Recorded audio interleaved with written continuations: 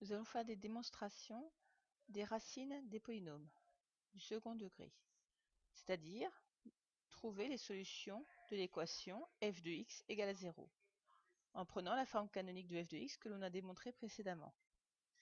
Donc il y a trois cas, soit delta est négatif, soit delta égale à 0, soit delta est positif. Donc, dans le premier cas, si delta était négatif, cette équation se transforme en a facteur de x plus b sur 2a au carré est égal à delta sur 4a. Ce qui est encore équivalent à dire que x plus b sur 2a au carré est égal à delta sur 4a. Alors comme je divise par a ici, a étant non nul, hein, j'ai le droit de le faire, 4a, et ici au carré, puisque je divise à nouveau par a, c'est bien qu'on a le a qui est ici, divisé à nouveau par a carré. Donc ici, nous avons un carré qui est égal à delta divisé par un autre carré.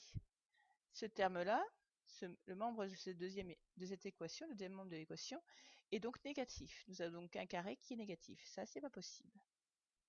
Donc ici, c'est impossible.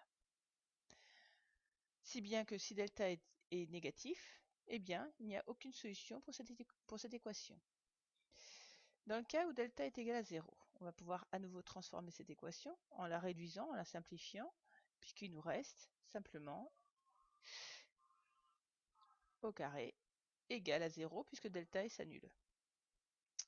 Si bien que x plus b sur 2a au carré est égal à 0, donc ça c'est équivalent, a étant différent de 0, on peut diviser, et donc x est égal à moins b sur 2a.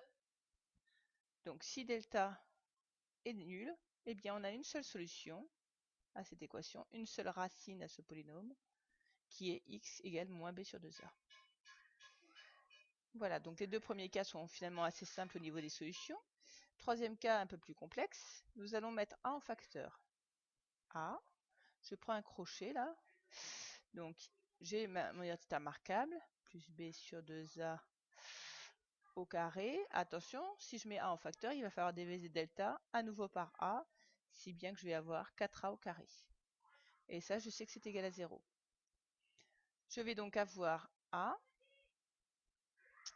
Ici, vous constatez une identité marquable, donc du type a carré moins b carré, avec a qui vaut x plus b sur 2a, et b qui vaut racine carrée de delta sur 2a.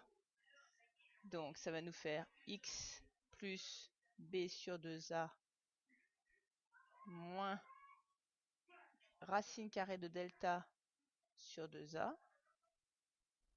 Facteur, je fais la même chose avec le deuxième facteur. X plus b sur 2a, premier terme.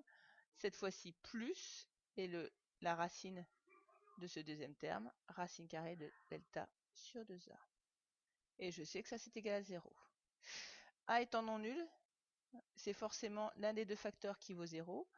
Donc le produit facteur est nul si et seulement si l'un des facteurs est égal à 0. Soit c'est x plus b moins racine carrée de delta sur 2a qui est égal à 0. Ou bien, eh bien, l'autre sur 2a qui vaut 0. Je vais pouvoir donc trouver x. X est égal à moins b, attention si je change de signe ici, plus racine de delta sur 2a, ou bien x est égal à moins b, moins racine carrée de delta sur 2a. Donc quand delta est positif, eh bien donc l'équation a deux solutions, ou bien on dit que le polynôme a deux racines, qui sont notées par ces formules.